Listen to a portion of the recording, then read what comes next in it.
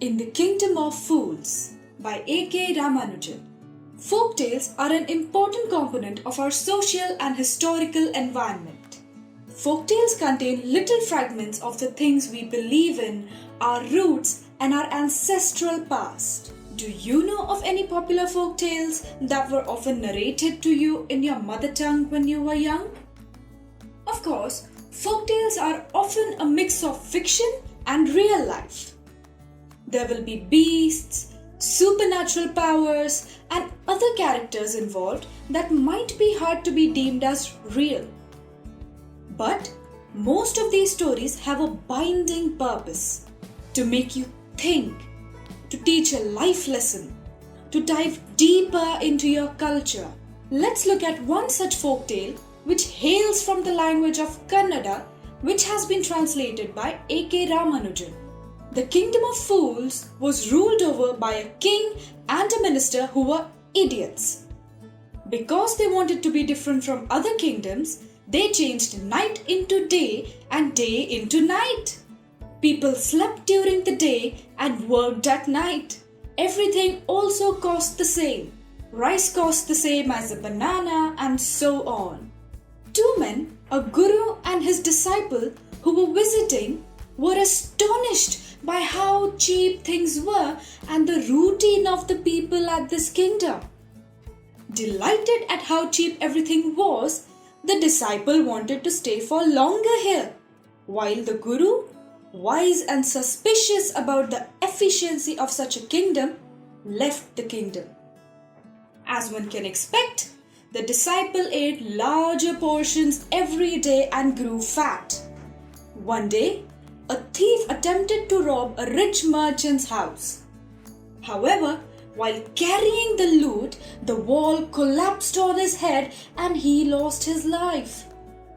Infuriated, his brother complained to the king about the merchant's weak wall, which was the cause of his burglar brother's death.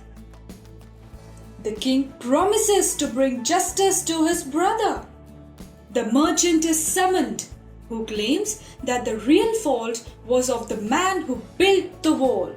The old man who built the wall is summoned, who claims that the real fault is of the dancing girl who walked up and down the street the day he built the wall, which distracted him. The dancing girl is summoned, who claims that the fault is of the goldsmith who did not keep his word and made her walk up and down the street all day until she could pick up her jewels. The goldsmith is summoned, who claims that the fault is of the merchant whose time-sensitive order was the reason behind his delay with the dancing girl's orders.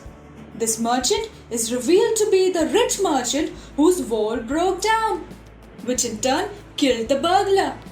Now that justice had come a full circle, the rich merchant was rightfully sentenced to death.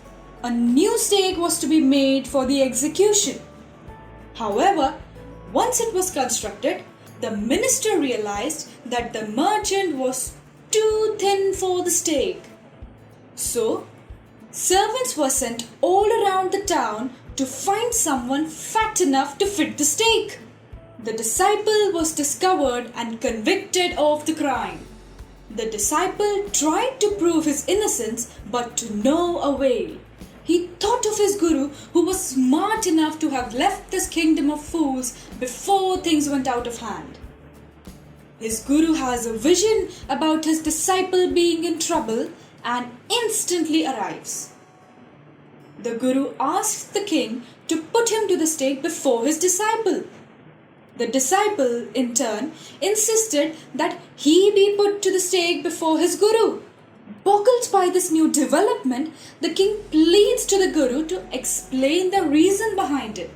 After making the king promise that the guru will be put to the stake first, the guru takes the king aside and tells him that the new stake is the stake of the god on justice. That the first person who is put to the stake will be reborn as the king of the country, and the next person who is put to the stake will be reborn as the minister of the country. This is why the guru and the disciple were fighting over who would be stake first. Astonished, the king now wonders if he and his prime minister should go on the stake themselves so that their kingdom would be theirs when they are reborn. The executioners are told to carry out the execution at night and to remember the order of the prisoners who are put to death. Promptly that night, the Guru and his disciple are secretly released from the prison, and the king and the minister disguise themselves as the prisoners and get themselves executed. When in daylight, the bodies are taken down to crows and vultures, everyone is speechless. Soon, the entire kingdom is in search of a new king and minister to rule them. When people begged, the disciple agreed to take up the role. And after much conviction, so did the Guru, but only on one condition, that they change all the old rules so that day would be day again and night would be night, and everything would not cost one dudu. Initially, were you intrigued by the kingdom of fools despite its obvious flaws? Do you think the king handled the case of the weak wall well? Whom should he have arrested instead?